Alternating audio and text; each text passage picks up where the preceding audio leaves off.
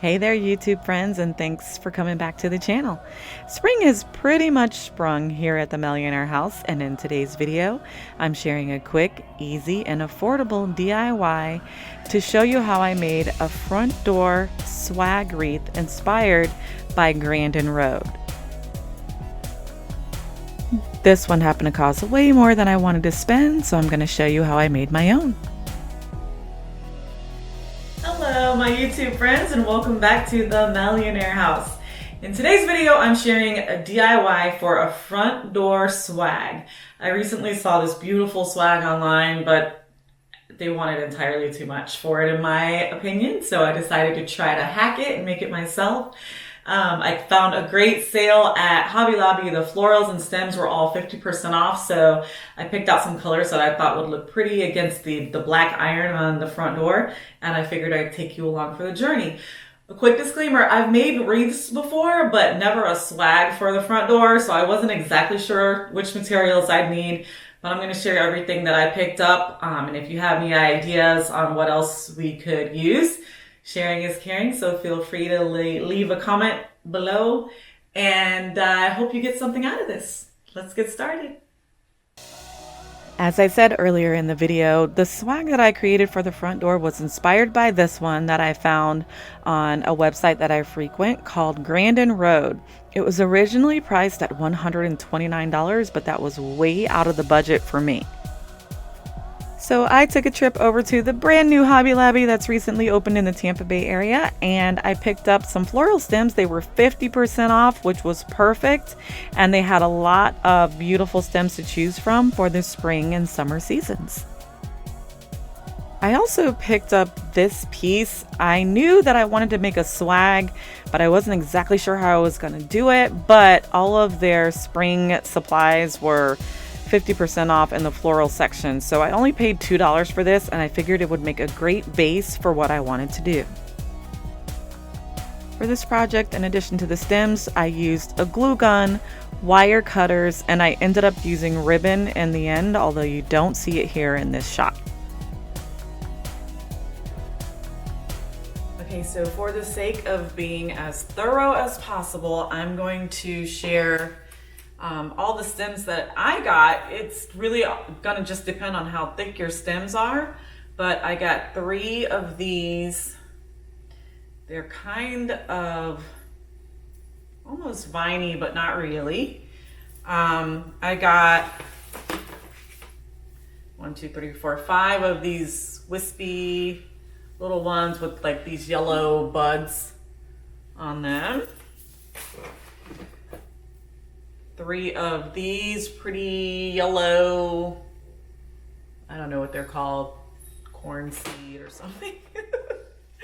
In real life it would just be allergy season fest, but thankfully they're artificial. I got 4 of these yellow poppy type flowers or stems. I love hydrangeas, they're my favorite flower, so 3 of those.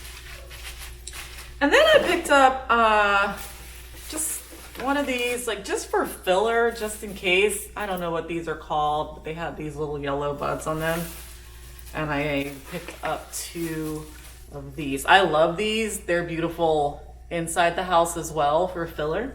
I may not end up using these, but I just wanted to show you everything that I got. All right, getting started for real this time. The first step was pretty simple. I just laid out the stems kind of in the order that I saw myself applying them to the base. As I said earlier, this was my first time with a project like this, so I wasn't exactly sure what I needed, and I didn't want to run all over town looking for supplies, so I just grabbed what was available there at Hobby Lobby, and also my budget was $50. So before I started gluing the stems down, I just started kind of laying them out because I wanted to make sure my vision was going to come together. So you can see I left longer edges of the stem on the bottom and shorter edges of the stem on the top. Once I had them sized properly, I went ahead and cut the wire. And right here I'm sharing my first attempt at trying to secure the stems to the base. Originally I thought that I may be able to just hot glue the stems to the base and kind of press them into the straws, but the straws were bound together very tightly. So that really wasn't an option. I hadn't figured it out quite yet here, but I ended up having to go pull some ribbon, which is why I said in the beginning of the video, you'll need ribbon. I'll say wider ribbon is probably better. I didn't have a bunch of wide ribbon in stock, and I was already $3 over the limit in budget, so I had to go to my ribbon supply that I'll show you later here in this video. I am also just now realizing that my twins made several cameo appearances, so welcome the boy and the girl.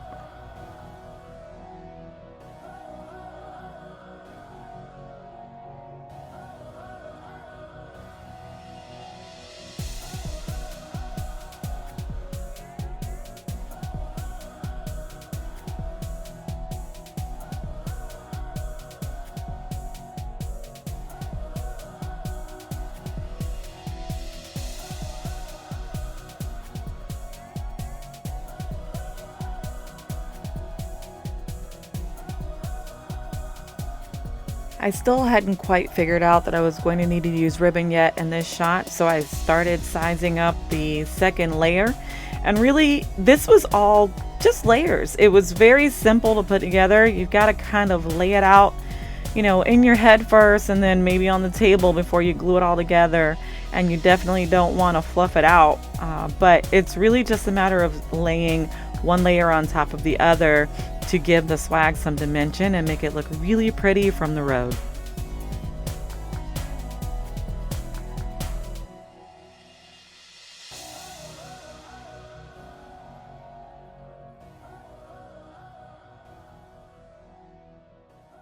For each step, I used less stems on top of the swag than I used on the bottom. I wanted the top to be smaller than the bottom. So you see me here trying to kind of gauge how many stems I would need on each side. And I'll share a little secret with you. In this video, I really was trying to challenge myself to stay on budget. I knew I wanted to spend less than half of what the original inspiration swag cost online. So I knew I didn't want to spend much more than $50. I always kind of go with more is more with these types of projects, but it wasn't a more is more budget. And so now I'm figuring out that this isn't going to work without some sort of security. So I went and grabbed the widest light ribbon that I could find. I believe this was maybe 1 inch wide, but like I said, I think the wider would be better. I probably would have had to use less. I ended up having to use piece together a couple of different spools of ribbon, but at the end of the day, you couldn't see it from the street, so that wasn't that big of a deal. And I was able to stay very close to budget. Sometimes it takes a little digging around and see what you already have available, but I really try to challenge myself not to spend more than the $50. I'll tell you at the end of the video how much it actually cost. So now with each layer of stem that I'm adding, I am wrapping the ribbon around that layer and adding some hot glue to make it all hold together. So the pattern is add a layer, wrap the ribbon and glue, add a layer of stem, wrap the ribbon and glue, and so on. And the one thing that I love about a great DIY project, actually there's several things, but you know, not only can you challenge yourself to say, well, this is how much I want to spend on a project like this, but you can make it your own. And I know that every time I walk around our neighborhood, no one else is going to have a swag on their front door that looks just like mine. So here's a fun little challenge for you. At the end of the video, when I tell you how much I spent on this project, let me know if you have another way or maybe some other stores you can shop in to find floral stems and all of the supplies that you would need to spend less than I did. Sharing is caring. So now in this step, I have added everything but the filler stems. So I'm going to go ahead and secure the swag by finishing wrapping the ribbon around it and hot gluing it into place. And apologies, I didn't really keep track of how much ribbon I used. I pieced together several leftover spools of ribbon. So if you have a really cute designer ribbon or a colorful ribbon, you could do that. But I was really challenged with trying to stay on budget, so I couldn't spend money on ribbon. I had to use what I already had in stock. So thankfully I got those filler stems because I realized at the end of the project I had left the bottom part of the swag a little too long and you could see too much of the stem greenery. So the filler stems would be perfect to kind of fill in that empty space if I cut it short enough. So that's exactly what I did. I cut in my top layer and my filler stems really short so they could cover up some of that green stem that you see there on the bottom, and I think it worked out perfectly.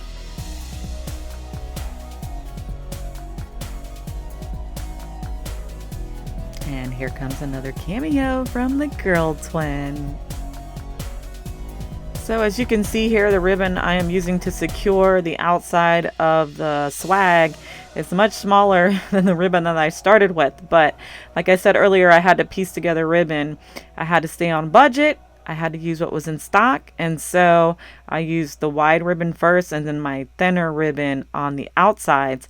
But I also knew that I had a really pretty kind of designer ribbon that I'd use on the very exterior, so I wasn't really worried about it. Ideally, you would use all of the same ribbon.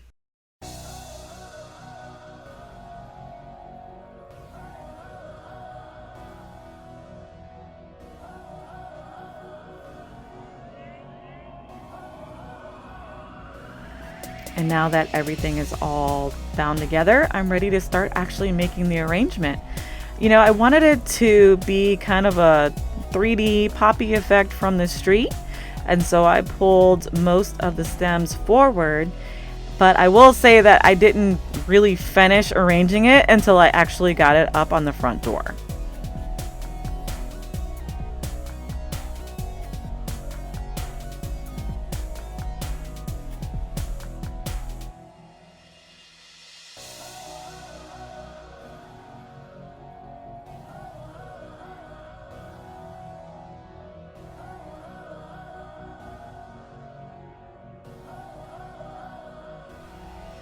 I dug through my ribbon supply and I actually found some old green Christmas ribbon that I'd never used. I don't typically use green in my holiday and Christmas colors, so I decided to give it a try. The thing with ribbon is you can always pull it off if you don't like it, but I decided to give it a try to see if I could make it work to cover up the white ribbon from the street and from the inside of our home.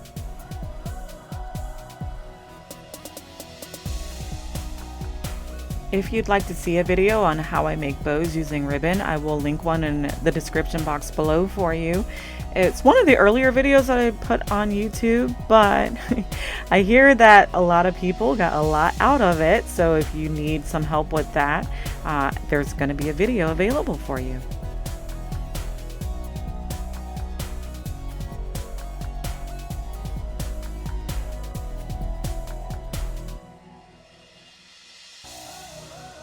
And here I've made the base of the bow, but I haven't really fluffed it out just yet. I'm adding, remember those green stems that I showed you in the beginning? There was still a lot of dead space, if you will, with some of the stems on the bottom. So those green stems fill that in really perfectly.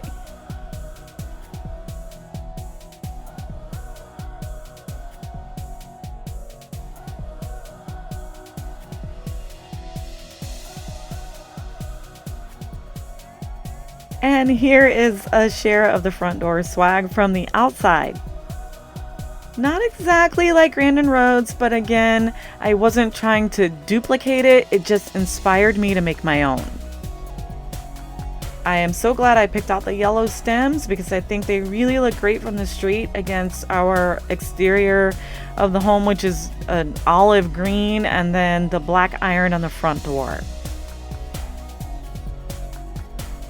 Like I said, let me know if you have any tips on where people can find very affordable floral stems, or if you've been inspired by this video, I would love for you to tag me, and definitely please give it a like and a share. I'll see you next time. As always, love and peace.